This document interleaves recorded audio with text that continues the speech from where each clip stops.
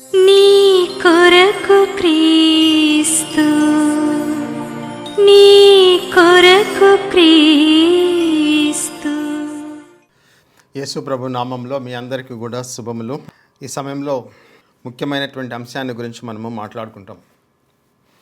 దేవుడు నన్ను విడిచిపెట్టేశాడు, దేవుడి నుంచి నేను దూరం అయిపోయాను, దేవుడు నా నుంచి దూరం అయిపోయాడు, నిరాశలో నిస్పృహలో కృంగిపోతూ ఉన్నాను, నా జీవితంలో దేవునికి వ్యతిరేకంగా నేను పాపం చేశాను, ఆ పాపంలో నుంచి నేను బయట పడలేకున్నాను, తిరిగి దేవుని యొక్క సన్నిధికి నేను రాలేకున్నాను, దేవుడు నన్ను విడిచిపెట్టేసాడేమో, దేవుడు నా పట్ల ఇక కృప చూపించడేమో, దేవుడు నా పట్ల ఇక నన్ను ఎప్పుడూ ప్రేమించడేమో అని చెప్పి పరిస్థితులను ఆధారంగా చేసుకొని జీవితంలోనికి ప్రవేశించినటువంటి శ్రమలను దుఃఖముని ఆధారంగా చేసుకుని దేవుని యొక్క వ్యక్తిత్వము ఈ విధంగా ఉంటుంది అని ఆలోచించేటటువంటి వారికి దేవుని యొక్క వాక్యము ఏం చెప్తుందో ఈ దినమున మనము చూస్తాం.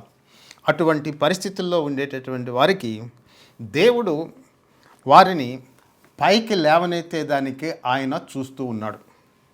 పడిపోయినటువంటి వారిని లేవనెత్తేదానికి, కృంగిపోయినటువంటి వారిని ఉద్ధరించేదానికి ఈ యెహోవా దేవుడు ఇష్టపడేటటువంటి దేవుడు.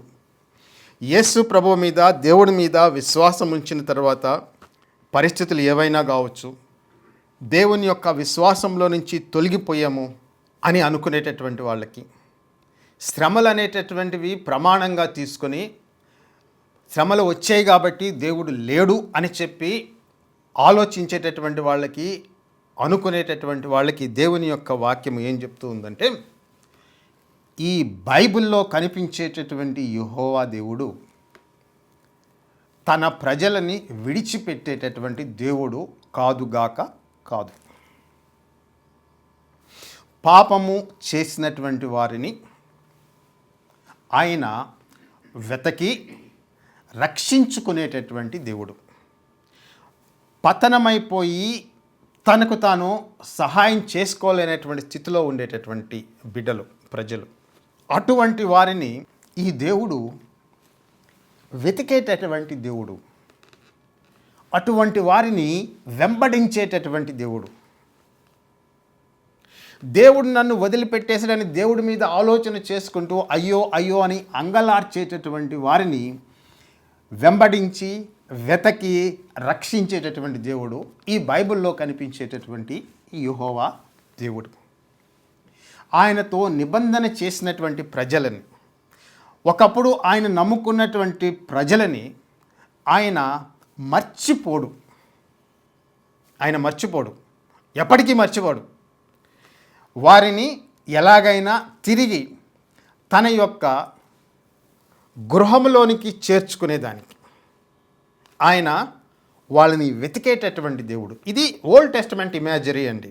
న్యూ టెస్టమెంట్లో యేసు ప్రభు దాన్ని పునరుద్ఘాటిస్తాడు. తప్పిపోయినటువంటి గొర్రెల్ని వెతికి రక్షించేటటువంటి దేవుడు మీకు యెజెకయేలు గ్రంథంలో మీకు కనిపిస్తుంది. యోహాను సువార్తలో ఆయన గురించి చెప్పేటప్పుడు గొర్రెల యొక్క మంచి కాపరిని అంటాడు. లూకా సువార్త 15లో తప్పిపోయినటువంటి గొర్రెను వెతకి రక్షించేటటువంటి దేవుడు అని చెప్పి యేసు ప్రభు చెప్తాడు. సో అటు వెతకి రక్షించేటటువంటి దేవుడు, విడిచిపెట్టేటటువంటి దేవుడు కాదు. తప్పు చేశాడా, వాడి పాటికి వాడి కర్మ వాడు అనుభవించాల్సిందే, నాశనం అయిపోవాల్సిందే అని చెప్పి పక్కకి త్రోసివేసేటటువంటి దేవుడు కాదు. వెతికేటటువంటి దేవుడు, వెంబడించేటటువంటి దేవుడు, పైకి లేవనెత్తేటటువంటి దేవుడు, శక్తి బలం ఇచ్చేటటువంటి దేవుడు. అటువంటి దేవుడు బైబిల్లో కనిపించేటటువంటి దేవుడు. యెషయా గ్రంథము 62లో దేవుడు ఇశ్రాయేలీలతో మాట్లాడుతూ ఉన్నాడు. సందర్భము నేను అంతకుముందు చెప్పాను, మీరు పూర్వపు మెసేజ్లు కానీ చూసుకుంటే దాంట్లో దాని గురించి బ్యాక్గ్రౌండ్ గురించి చెప్పా. ఈ దినమును కూడా వినేటటువంటి వాళ్ళ కోసం ఆ బ్యాక్గ్రౌండ్ని కొంచెం సేపు నేను తిరిగి పునరావృతం, దాన్ని I will recount that background again but very briefly. Okay, విషయం ఏమిటి అంటే, ఇశ్రాయేలీయులు పాపం చేసి దేవుడిని తృణీకరించి దేవునికి అవిధేయులై దేవుడి మీద తిరుగుబాటు చేసి దేవుడు తీర్పు పొందారు, శిక్షింపబడుతూ ఉన్నారు. శిక్ష ఏమిటి? దేవుడు వాళ్ళని ఆయన ఇచ్చినటువంటి దేశంలో నుంచి, ఆ కానాను దేశంలో నుంచి వారిని బయటికి వెళ్ళగొట్టాడు. నెబుకద్నెజరు వచ్చి ఈ జనులని చెర పట్టుకొని తన దేశంలోనికి తీసుకొని వెళ్ళిపోయాడు. ఇప్పుడు దేశం లేనటువంటి ప్రజలు, మందిరం లేనటువంటి ప్రజలు, కుటుంబాలు కోల్పోయినటువంటి ప్రజలు, వ్యవస్థ అంతా కూడా, సమాజం అంతా కూడా చిన్నాభిన్నమైపోయింది. బబులోను దేశంలో చెరలో నివసిస్తూ ఉన్నారు.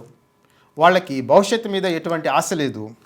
ఈ చెర పట్టబడినటువంటి ప్రజలని నడిపించేదానికి, ఒక మార్గము చూపించేదానికి, ఒక దిశానిర్దేశం చేసేదానికి ఆ సమయంలో బబులోను దేశంలో ఇశ్రాయేల్కి లేదంటే యూదా దేశస్తులకి రాజు కూడా ఎవడూ లేడు. రక్షించేదానికి రాజు కూడా ఎవడూ లేడండి అక్కడ. అటువంటి స్థితిలో ఉన్నటువంటి వారు యోషియా తన ప్రవచించే సమయం నుంచి 150 సంవత్సరాలు ముందుకు చూస్తూ, దేవుడిచ్చినటువంటి ప్రవచనం ప్రకారం చూస్తూ, ఇశ్రాయేల్ ప్రజలు ఈ విధంగా అనుకుంటూ ఉంటారు తమ హృదయంలో, మేము విడిచిపెట్టబడినటువంటి వారం, మేము పాపం చేసినటువంటి వారం, మేము ఇంకా తిరిగి మా దేశంలోనికి ఎప్పుడు మేము పోలేము, మా ఇళ్ళకి మేము ఎప్పుడు తిరిగి పోలేము, మా కుటుంబాలని తిరిగి కట్టబడవు, మాకు దేవుడు ఇచ్చినటువంటి ఒకప్పుడు మాకు ఉన్నటువంటి పొలాలు, ఆస్తులు, ఇల్లు, తర్వాత వచ్చి పశువుల మందలు, తోటలు, ఇవన్నీ కూడా కోల్పోయి ఈ దేశంలో అన్యజనుల మధ్య ఇదిగో ఇటువంటి నిస్సహాయ పరిస్థితుల్లో, దీనమైనటువంటి పరిస్థితుల్లో ఉన్నాం అని అనుకుంటూ ఒక నిస్పృహలో కృంగిపోయినటువంటి ప్రజలకి దేవుని యొక్క వాక్యము వచ్చి మాట్లాడుతూ ఉంది. ఆ దేవుని యొక్క వాక్యం వాళ్ళకి ప్రకటించేటటువంటి విషయంలో 2 విషయాల గురించి నేను మీకు జ్ఞాపకం చేస్తాను. అంతకుముందు చెప్పినటువంటి మెసేజ్లో దేవుడు కోరేషుని ఉపయోగించుకొని పారసీక దేశపు రాజు అయినటువంటి కోరేషుని పైకి లేవనెత్తి యాకోబు సంతానమైనటువంటి ఈ ఇశ్రాయేలీయుల్ని బబులోను దేశం యొక్క చెర నుంచి ఏ విధంగా విడిపించుకొని వచ్చాడో నేను పూర్వం చెప్పినటువంటి, అంతకుముందు చెప్పినటువంటి మెసేజ్లో నేను చెప్పా. అది అయిపోయింది. ఆ భాగం ముందు చూసారా, దేన్ని దేవుడు ఏం చెప్తాడంటే, నేను సియోను విషయమై మౌనంగా ఉండను, ఇశ్రాయేల్ విషయమై నేను ఊరకుండను, నేను కార్యము చేస్తాను, దాని యొక్క నీతిని స్థాపిస్తాను, దానికి రక్షణ ప్రసాదిస్తాను, నీకు కొత్త పేరు పెట్టబడను, నీ మహిమకి రాజులందరూ కూడా వచ్చెదరు, ఇంకా ఎప్పుడు కూడా నువ్వు విడువబడినటువంటి జనము అని చెప్పి నీకు పేరు పెట్టబడదు, నువ్వు దేవుని చేత బహుగా ప్రేమించబడినటువంటి దానవు, లేదంటే దేవుడు నిన్ను గూర్చి సంతోషించును అనేటటువంటి దినం ఒకటి రాబోతుందని చెప్పి ఆయన ప్రకటించి దేవుడే ఒక కార్యాన్ని చేస్తాడు. కోరేషుని లేవనెత్తినటువంటి కార్యము మనుషుల వల్ల జరిగినటువంటిది కాదు. పారసీక రాజు అయినటువంటి కోరేషు ఆయన పైకి లేవనెత్తి ఆయన జీవితాన్ని దేవుడు దిశానిర్దేశం చేసి ఆయన ఒక రాజుగా చేసి ఆ రాజుని పెద్ద సామ్రాజ్యంగా చేసి బబులోను దేశాన్ని ఓడించి తన ప్రజలకి విమోచన కలిగించినటువంటి వాడు యెహోవా దేవుడు, మనుష్యుడు కాదు. ఇందులో ముఖ్యమైనటువంటి భాగం అంటే దేవుడే కార్యం చేస్తూ ఉన్నాడు. మనుషులకి ఇందులో ఏ ఇశ్రాయేలీలకి ప్రమేయం లేదు, ఏ యూదా దేశస్థుడికి ప్రమేయం లేదు, అంతా కూడా దేవుడే చేసుకుంటూ వచ్చాడు. అయితే దేవుడు ఆ మాట చెప్తూ, ఇశ్రాయేల్ నేను చేస్తానయ్యా, I will do it for you అని చెప్తూ వారిని కూడా ఒక పని చేయమంటాడు. ఎప్పుడు ఈ కష్ట పరిస్థితుల్లో ఉండేటప్పుడు, ఈ ఇరుకు పరిస్థితుల్లో, ఇబ్బందికర పరిస్థితుల్లో వాళ్ళు పోయేటప్పుడు, నిరాశకి నిస్పృహకి వాళ్ళు లోనైనప్పుడు వాళ్ళని దేవుడు ఒక కార్యం చేయమంటాడు. ఒకటి దేవుడు చేస్తూ ఉన్నాడు, కాదని కాదు, కానీ దేవునితో పాటు ఆ విమోచన కార్యంలో, ఆ విడుదల కార్యంలో తన ప్రజలు కూడా పాలు పంచుకోవాలని చెప్పి దేవుడు కోరుకుంటూ ఉన్నాడు. వాళ్ళు కూడా దాంట్లో భాగస్వాములు కావాలా. They must take their share in that work of redemption. Redemption అనేటటువంటిది పూర్తిగా దేవుడు చేసినటువంటి కార్యమే, మనుషుల వల్ల జరిగేటటువంటిది కాదు. దాంట్లో మనం ఏమీ తేడా చెప్పడంలే, కానీ ఆయన తన ప్రజల్ని ఒకటి చేయమని చెప్పి అడుగుతూ ఉన్నాడు. అది ఏమిటి అంటే ఈ యెషయా గ్రంథము 62వ అధ్యాయము 6-7 వచనాలండి. ఈ దినమైన ఆ వాక్యాల మీద మనము ధ్యానం చేస్తాం. యెరూషలేమా, నీ ప్రాకారముల మీద నేను కావలి వారిని ఉంచి ఉన్నాను, రియైను పగలైను వారు మౌనంగా ఉండరు. యెహోవా జ్ఞాపకర్తలారా విశ్రమింపకుడి. ఆయన యెరూషలేమును స్థాపించే వరకు, లోకమంతటా దానికి ప్రసిద్ధి కలుగు చేయ వరకు ఆయనను విశ్రమింపనీయకుడి అని చెప్పి చెప్తాడు. చాలా ముఖ్యమైనటువంటి విషయాలు చెప్తానండి. దేవుడు వాగ్దానం చేశాడు. ఏం వాగ్దానం చేశాడు? ఇశ్రాయేలీయుల్ని, ఆ యూదా దేశ ప్రజల్ని, చెదరగొట్టబడినటువంటి ప్రజల్ని, చెరలో ఉన్నటువంటి ప్రజల్ని నేను తిరిగి తీసుకుని వస్తాను. I will do it. That is my work అని చెప్పి దేవుడు ప్రకటించాడు. వాళ్ళు తప్పకుండా తీసుకొని వస్తారు. వాళ్ళకి ఒక ప్రామిస్ ఇచ్చాడు. చెరలోనికి పోకముందు మీరు చెరలోకి పోతారని చెప్పి ప్రకటించాడు. మళ్ళీ 70 సంవత్సరం తర్వాత మీరు చెర నుంచి విడిపించబడి మీ స్వదేశంలోనికి నేనే మిమ్మల్ని తీసుకొని వస్తాను అని చెప్పి దేవుడు చెప్పాడు. నా వాగ్దానాన్ని మీ పట్ల నెరవేరుస్తారన్నాడు. దేవుడు చేస్తూ ఉన్నాడు.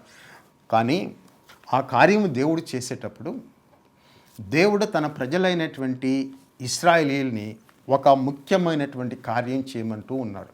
అది ఏమిటి అంటే, ఆయన ప్రాకారముల మీద కావలివారిగా ఉంటూ వారు దేవునికి విన్నపము విజ్ఞాపన చేయమని చెప్పి వాచ్ఫుల్నెస్ అనేటటువంటిది ఆయన తన ప్రజల దగ్గర నుంచి కోరుకుంటూ ఉన్నాడు. దాని ప్రాకారాల మీద నేను కావలివారు. ఉదాహరణకి దానియేలు అండి, ఎజికేలు, ఇర్మియా, వీళ్ళందరూ కూడా దేవుని యొక్క ప్రవక్తలు, ఇశ్రాయేల్ విషయమై తమ ప్రజల విషయమై మొరపెట్టినటువంటి వారు. ప్రజలని వాళ్ళని దేవుడు చేయమని చెప్పేటటువంటి పని ఏమిటి అంటే చాలా అద్భుతమైనటువంటి విషయం దేవుడు అక్కడ రాశాడు. నిరాశలో, నిస్పృహలో, కృంగుదలలో, దిక్కు తోచనటువంటి పరిస్థితుల్లో నీ జీవితము కొట్టుకుపోయేటప్పుడు, ఇంకా ఏది నీకు ఆసరా లేనప్పుడు, ఏది నీకు ఆధారం లేనప్పుడు నువ్వు చెయ్యగలిగినటువంటిది ఒకటి ఉంది. మిగిలినటువంటి పెద్ద పెద్ద విషయాలు నువ్వు ఏమీ చేయలేకపోవచ్చు. నీకెవరో పెద్ద పలుకుబడి కలిగినటువంటి వాళ్ళు, నీ పక్షంగా వ్యాజ్యమాడేటటువంటి మనుషులు ఎవ్వరు నీకు లేనప్పుడు, నువ్వు ఒంటరిదానివిగా ఉన్నప్పుడు నువ్వు చేయగలిగినటువంటి ఒక ముఖ్యమైనటువంటి పనిని గురించి దేవుడు చెప్తున్నాడు. ఆ సమయంలో నువ్వు ఈ పరిస్థితి నిరాశ నిస్పృహలో కుంగిపోయినప్పుడు నువ్వు చేయగలిగినటువంటి ఒక పని ఏమిటి అంటే, నువ్వు దేవునికి జ్ఞాపకకర్తగా పని చేయమని చెప్పి దేవుడు చెప్తూ ఉన్నాడు. ఏమంటున్నాడు? దేవునికి జ్ఞాపకకర్తగా పని చేయమంటూ ఉన్నాడు. జ్ఞాపకకర్తలుగా పని చేయమంటున్నాడు. ఏమి జ్ఞాపకం చేయాలి దేవుడికి? ఈయనకేమైనా మతిమరుపు ఏమైనా ఉందా?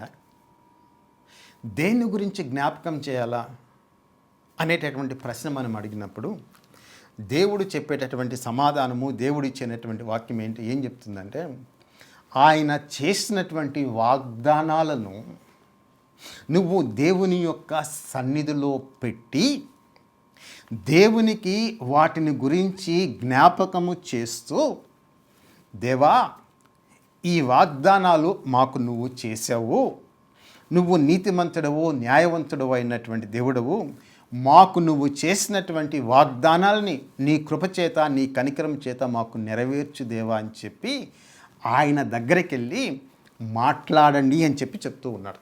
అది నువ్వు చేయగలిగినటువంటి పని. బరువులు మోసే పని ఆయన ఏమీ అప్పగించలేదు. ఈ పని చేయమంటూ ఉన్నాడు. ఏమి చేయగలవు ఇటువంటి పరిస్థితుల్లో? ఇశ్రాయేలీయులకి సహాయం చేసేదానికి, వారిని ఆదుకునేదానికి ఇశ్రాయేల్ దేశంలో, యూదా దేశంలో ఏ రాజు కూడా లేడు. అందరూ కూడా పోయారు. కేవలము ప్రజలు మాత్రమే, సామాన్య ప్రజలు, నాయకుడు లేనటువంటి ప్రజలు, రాజు లేనటువంటి ప్రజలుగా వారు బబులోని దేశంలో జీవిస్తూ ఉన్నారు. వీరిని విడిపించగలిగేటటువంటి వాడు ఒకటి కావాలా. బబులోన్ సామ్రాజ్యాన్ని ఎదిరించగలిగినటువంటి శక్తి, సామర్థ్యము అక్కడ ఉండేటటువంటి ప్రజలకు కానీ ఎవ్వరికీ కూడా లేదు. కానీ దేవుడే ఆ కార్యాన్ని కోరేష్ ద్వారా చేశాడు. కానీ దేవుడు అడిగేటటువంటిది ఏమిటి అంటే, నువ్వు వాగ్దానం చేసినటువంటి విడుదల 70 సంవత్సరముల తర్వాత నువ్వు మమ్మల్ని దర్శిస్తానన్నావు. నీ మంచి మాటను, నీ యొక్క మంచి వాగ్దానాన్ని మాకు నెరవేరుస్తానన్నావు. నీ ప్రవక్త ద్వారా నువ్వు మాకు పలికించేవు ఆ మాట.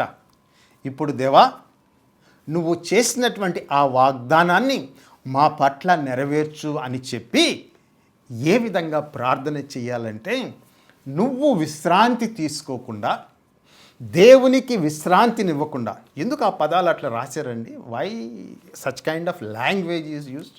అటువంటి వాక్యాలు ఎందుకు రాశారు? నువ్వు విశ్రాంతి తీసుకోవద్దు, దేవుడికి కూడా విశ్రాంతినివ్వవద్దు. అంటే దేవుడికి ఆయన వాగ్దానం చేశాడు, నెరవేరుస్తాడు. కానీ ఆ వాగ్దానాన్ని నెరవేర్చమని చెప్పి అడిగేటటువంటి భారము, బాధ్యత నీ మీద దేవుడు పెట్టాడు. నేను చెప్పినటువంటి మాట కాదు, ఆయన మాట్లాడుతాడు. చాలా కీలకమైనటువంటి మాట. నువ్వు దేవుడు నీకు చేసినటువంటి వాగ్దానాల్ని నెరవేర్చమని చెప్పి దేవుడి సన్నిధిలో నిరంతరము ప్రార్థన చేసేటటువంటి కుమారుడుగా, కుమార్తెగా ఉండాలి. మనము ఇక్కడి వరకు మాత్రమే చూస్తాం. మన కళ్ళు దృశ్యమైనటువంటి మాత్రమే చూస్తాయి. అదృశ్యమైనటువంటి వాటి అవి మన కళ్ళకి మరుగు చేయబడ్డాయి. నీ ప్రార్థన దేవుడికి అవసరం. ఆయన చేతిని కదిలించగలిగేటటువంటి ప్రార్థన ఆయనకి కావాలి. నీ పక్షంగా పోరాడేటట్లు చేసేటటువంటి ప్రార్థన దేవుడికి కావాలి. మనము చూసేటప్పుడు కేవలము భౌతిక పరిస్థితులు, మన కంటికి ఏం కనిపిస్తుందో అంతవరకే మనము అనుకుంటాం. కానీ అదృశ్యమైనటువంటివి, మన కంటికి మరుగైనటువంటి ఆత్మ సంబంధమైనటువంటి స్పిరిచువల్ బ్యాటిల్స్ అనేటటువంటివి స్పిరిచువల్ రెల్మ్లో జరుగుతూ ఉన్నాయి. దేవుడికి నీ ప్రార్థన అవసరం. దేవుడికి నీ ప్రార్థన అవసరం. అందుకని ఆయన ఏమంటాడంటే, నాకు జ్ఞాపకకర్తలుగా పనిచేయుడి అని చెప్పి ఆయన మనల్ని ఆ కార్యంలోనికి ఆహ్వానిస్తూ ఉన్నాడు. కావలివారుగా ఉండడం అంటే ప్రార్థన చేసేటటువంటి వారుగా. ఎట్లా ప్రార్థన చేయాలి అంటే, ఎట్లా అంటే చూడండి, సాధారణంగా మనం చేసేటటువంటి ప్రార్థన ఏదో ప్రార్థన చెయ్యాలి కాబట్టి చేసేటటువంటి ప్రార్థనలుగా ఉంటాయి. అంటే కొంతమంది ప్రార్థన చేయకపోతే కొంచెము గిల్టీగా ఫీల్ అవుతారు కాబట్టి ఆ టైంలో పొద్దున లేచి ప్రార్థన చేశాను అని అనిపించుకునేదానికి చేసేటటువంటి ప్రార్థనలు. ఎంతో కష్టమైనటువంటి పరిస్థితుల్లో ఉన్నప్పుడు కూడా అటువంటి ప్రార్థనకే పరిమితమైనటువంటి క్రైస్తవులు ఉంటారు. కుటుంబంలో అనేకమైనటువంటి ఇరుకులు ఉంటాయి, ఇబ్బందులు ఉంటాయి. అయినా కూడా ప్రార్థనలో ఏ మార్పు పెద్ద ఏముండదు. ఇక్కడ దేవుడు చెప్పినట్టుగా వాళ్ళు విశ్రాంతి తీసుకోకుండా దేవునికి విశ్రాంతిని ఇవ్వకుండా ఉండేటటువంటి ప్రార్థనలు ఇక్కడి నుంచి పైకి ఏం పోవడంలే. చాలామంది కుటుంబాల్లో రక్షణ లేనటువంటి పిల్లలు ఉంటారు, కుమారులు, కుమార్తెలు లోకంలో కలిసిపోయి దేవుడి నుంచి దూరం అయిపోయి పాపంలో జీవిస్తూ బ్రతుకుతూ రక్షణ లేకుండా ఉండేటటువంటి పిల్లలు, కుమారులు, కుమార్తెలు ఉంటారు. వాళ్ళ మీద సాతాను యొక్క ప్రభావం ఉంటుంది, సాతాను యొక్క చెయ్యి ఉంటుంది. అంధకార సంబంధమైనటువంటి అధికారం క్రింద వాళ్ళు బ్రతుకుతూ ఉన్నారు. వాళ్ళని దాంట్లో నుంచి అంధకార సంబంధమైన అధికారంలో నుంచి బయటికి తీసుకొని వచ్చి దేవుని రాజ్యంలోనికి వచ్చి వాడు రక్షణ పొందినట్లు వాళ్ళు చేసేటటువంటి వాళ్ళగా చేయాలి. రక్షణ లేదని తల్లిదండ్రులకి తెలుసు, పిల్లలు తప్పిపోయారని తెలుసు, చెడు మార్గాల్లో నడుస్తున్నారని తెలుసు, భర్తకి రక్షణ లేదని తెలుసు, భార్యకి రక్షణ లేదని తెలుసు, తల్లిదండ్రులకి రక్షణ లేదని తెలుసు, అన్నీ తెలుసు. ఈ కుటుంబంలో అనేకమైనటువంటి ఇరుకులు, ఇబ్బందులు ఉన్నాయని చెప్పి తెలుసు. అయినా కూడా ఇక్కడ దేవుడు చెప్పినట్లుగా దేవుడి కార్యాన్ని, దేవుని యొక్క హస్తాన్ని ప్రేరేపించేటటువంటి, కదిలించేటటువంటి, విశ్రాంతి లేనటువంటి ప్రార్థన, దేవుడికి విశ్రాంతిని ఇవ్వనటువంటి ప్రార్థన వారి దగ్గర నుంచి ఏమీ రావడంలే, ఆ కుటుంబాల్లో నుంచి ఏమీ రావడంలే. ఫలితంగా జరిగేటటువంటిది ఏమిటి అంటే పిల్లలు అదే స్థితిలో కొనసాగుతూ ఉన్నారు, రక్షణ లేకుండా కొనసాగుతూ ఉన్నారు, భర్త రక్షణ లేకుండా కొనసాగుతూ ఉన్నాడు, భార్య రక్షణ లేకుండా కొనసాగుతుంది, ఇంట్లో ఉండేటటువంటి ఇరుకులు, ఇబ్బందులు అనేక సంవత్సరాలుగా ఆ విధంగానే ఉంటూ ఉన్నాయి. దేవుడు నీ ప్రార్థన కోసం ఎదురు చూస్తూ ఉన్నాడండి.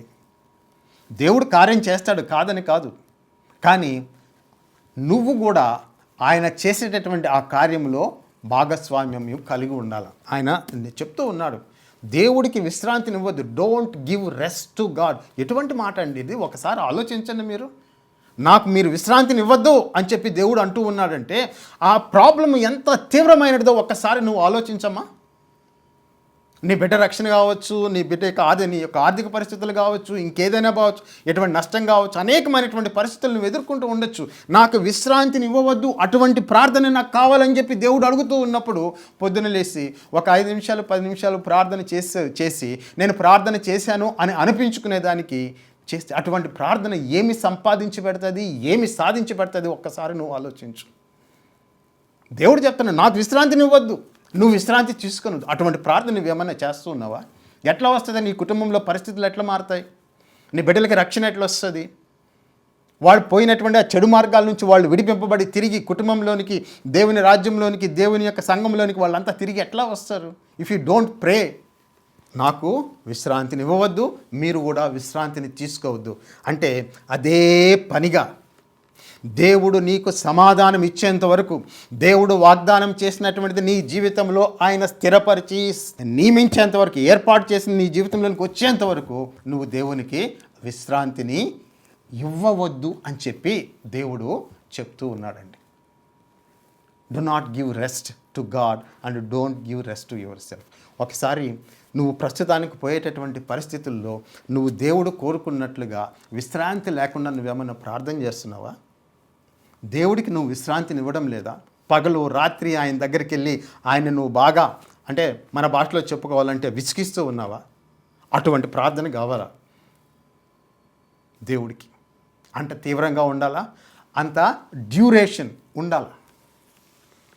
దాన్నే మనము ఇంకొక భాషలో చెప్పుకోవాలంటే ఆ విధంగా దేవుడి సన్నిధిలో నిలబడి ఆయనకి జ్ఞాపకం చేస్తూ, నువ్వు అడిగితే రక్షణ ఇస్తాను, అడిగితే చేస్తాను, అది చేస్తాను, ఈ వాగ్దానాలన్నీ ఇచ్చావు కదా, నువ్వు చెప్పినటువంటి మాటలే ఇవి, నువ్వు చేసినటువంటి వాగ్దానాలే ఇవి, దయచేసి వీటిని నెరవేర్చు అని చెప్పి ఆయనకి నువ్వు జ్ఞాపకకర్తగా పని చెయ్యాలి. ఇదే మాట, ఇదే సారాంశాన్ని యేసు ప్రభువు మనకు లూకా సువార్త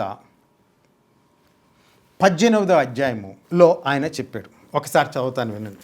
లూకా సువార్త 18వ అధ్యాయము 1వ వచనం నుంచి ప్రారంభించి, వారు విసుకక నిత్యము ప్రార్థన చేయుచుండవలననుటకు ఆయన వారితో ఈ ఉపమానము చెప్పెను.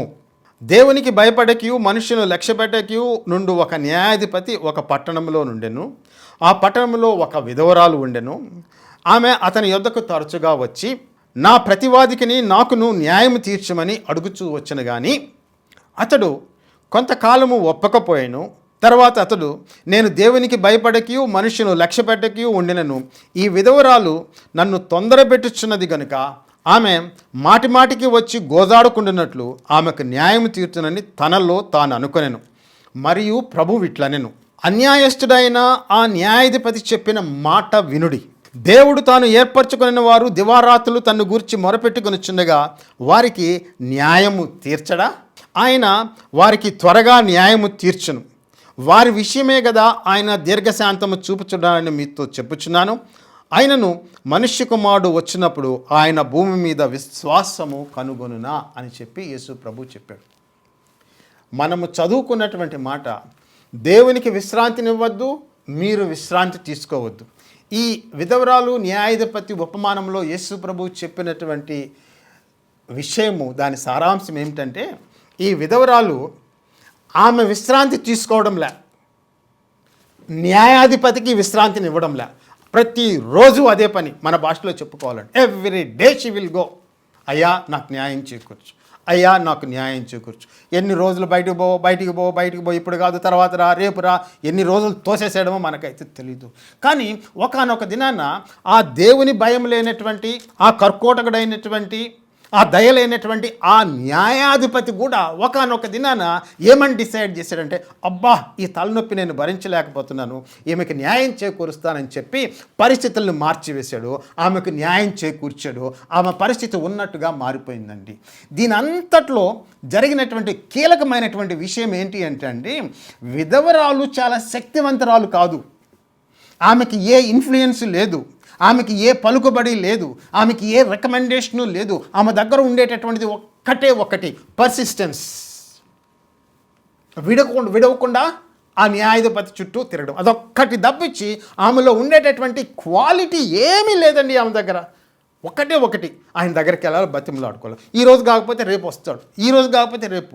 ఆమె విసుకకుండా రోజు తర్వాత రోజు, లేదంటే వారం తర్వాత వారం, ప్రతిరోజు ఆయన్ని దర్శించేటటువంటి ఆయన దగ్గరికి పోవడం అనేటటువంటిది ఆమె విడిచిపెట్టలే. న్యాయాధిపతి దగ్గరికి పోవడం అనేటటువంటిది విధవరాలు విడిచిపెట్టలే. చేస్తూనే ఉంది. చిట్ట చివరికి ఆమె యొక్క ప్రయాస, ప్రయత్నము ఫలించింది. అన్యాయస్తుడైనటువంటి ఆ న్యాయాధిపతి ఆమెకు న్యాయం చేకూర్చాడు. అయితే ఈ దినమున నువ్వు పోయేటటువంటి ఆ దేవుడు అన్యాయస్తుడైనటువంటి దేవుడు కాదు.